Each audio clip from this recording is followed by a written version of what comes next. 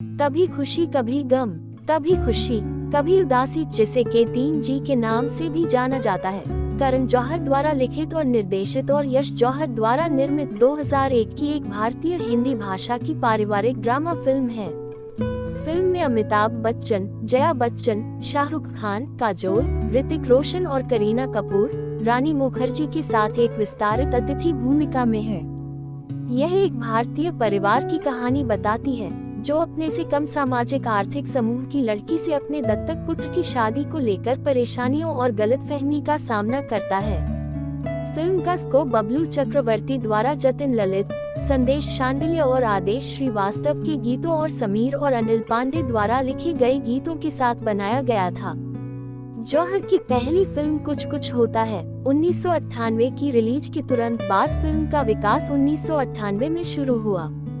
प्रधान photography 16 अक्टूबर 2000 को मुंबई में शुरू हुई और लंदन और मिस्र में जारी रही। कभी खुशी कभी गम को tagline it's all about loving your parents के साथ प्रमोट किया गया था। प्रारंभ में 2001 के दिवाली उत्सव के लिए निर्धारित किया गया था। फिल्म को अंततः 14 दिसंबर 2001 को भारत, यूनाइटेड किंगडम और उत्तरी अमेरिका में रिलीज किया गया था।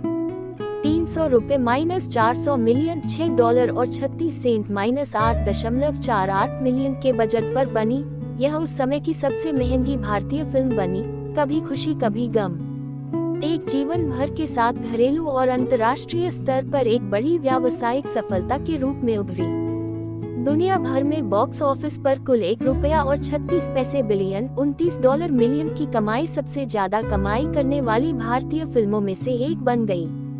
इसे समीक्षकों से मिश्रित समीक्षाएं मिली, जिन्होंने छायांकन, पोशाक डिजाइन, साउंड ट्रैक, प्रदर्शन, भावनात्मक दृश्यों और विषयों की प्रशंसा की, लेकिन लंबाई और पटकथा की आलोचना की।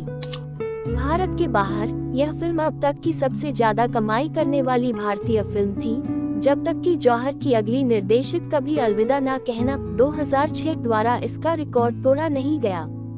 कभी खुशी कभी गम ने अगले वर्ष लोकप्रिय पुरस्कार समारोहों में कई पुरस्कार जीते, जिनमें 5 फिल्मफेयर पुरस्कार शामिल हैं। यशवर्धन यश रायचंद एक बिजनेस टाइकून हैं। वह अपनी पत्नी नंदिनी, अपने 2 बेटों राहुल और रोहन और अपनी मां लाजवंती के साथ दिल्ली में रहते हैं। उनका परिवार अत्यधिक पितृसत्तात्मक है और परंपराओं का सख्ती से पालन करता है।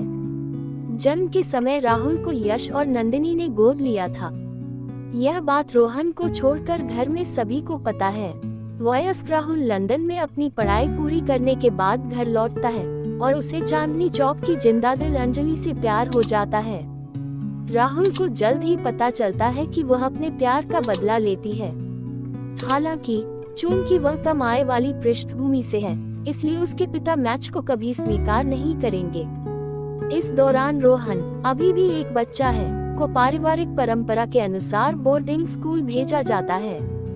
यश ने राहुल के उच्च वर्ग के बचपन के दोस्त नैना से शादी करने की अपनी इच्छा की घोषणा की। अंजलि के बारे में जानने के बाद यश उसकी स्थिति के कारण क्रोधित हो जाता है। राहुल ने उससे शादी न करने का वादा किया। हालांकि उसे पता चलता है कि अंजलि और उसकी छोटी बहन पूजा के पिता ओम की मृत्यु हो गई है, उन्हें पीछे छोड़कर। वह यश की दुश्मनी के बावजूद अनायास उससे शादी कर लेता है। जब वह उसे घर लाता है तो यश राहुल को उसकी गोद ली हुई स्थिति की याद दिलाते हुए उसे छोड़ देता है। इससे आहत होकर राहुल नंदिनी को अश्रुपूर्ण विदाई देता है और घर छोड़ देता है। रोहन को कभी पता नहीं चला कि राहुल ने घर क्यों छोड़ा। 10 साल बाद बोर्डिंग स्कूल से घर लौटा रोहन, वह आखिरकार अपनी दादी लज्जो और कौर से सीखता है कि राहुल ने क्यों छोड़ा और यह तथ्य कि उसे गोद लिया गया है।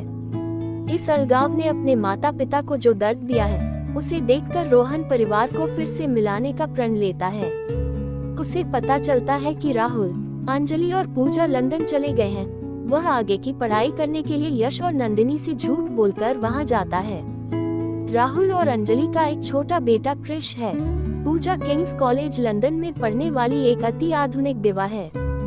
वह और रोहन, जो अतीत में राहुल और अंजलि के प्यार में पड़ने के बाद बचपन के दोस्त थे, फिर से मिले। वह राहुल और अंजलि को घर वापस लाने की उसकी खोज में उसका समर्थन करती है। रोहन भारत से पूजा के दोस्त के रूप में प्रस्तुत करता है। सच्चाई को छुपाने के लिए रोहन द्वारा खुद को यश के रूप में पेश किए जाने के बाद राहुल ने उसे उनके साथ रहने दिया। इतने सालों के बाद उसे देखकर राहुल अपने बेहद बदले हुए अब वयस्क भाई को नहीं पहचानता। इस बीच रोहन और पूजा करीब आते हैं और एक दूसरे के लिए भावनाओं का विकास करते हैं। आखिरकार राहुल को पता चलता है कि रोहन उर्फ यश उसका भाई है। रोहन उससे घर आने के लिए विनती करता है, लेकिन यश ने जो कहा उसे याद दिलाते हुए उसने मना कर दिया। रोहन यश और नंदिनी को लंदन आमंत्रित करता है और उन सभी को एक ही मॉल में लाने के लिए एक गुप्त पुनर्मिलन की व्यवस्था करता है। नंदिनी और राहुल का एक भावनात्मक पुनर्मिलन है। हालांकि यश रोहन पर गुस्सा करता है जब वह राहुल, अंजलि और पूजा को अपने साथ देखता है और उनका टकराव ठीक नहीं होता है।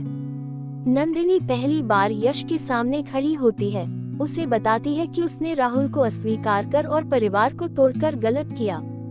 अपनी दादी की मृत्यु के बाद रोहन और पूजा राहुल और अंजलि को घर आने के लिए मना लेते हैं। नंदिनी उनका उचित स्वागत करती है। जब राहुल यश के पास जाता है तो यश राहुल को अस्वीकार करने के अपने गलत काम को स्वीकार करता है और आंसू बहाते हुए माफी मांगता है। राहुल को बताता है कि वह हमेशा उससे प्यार करता था।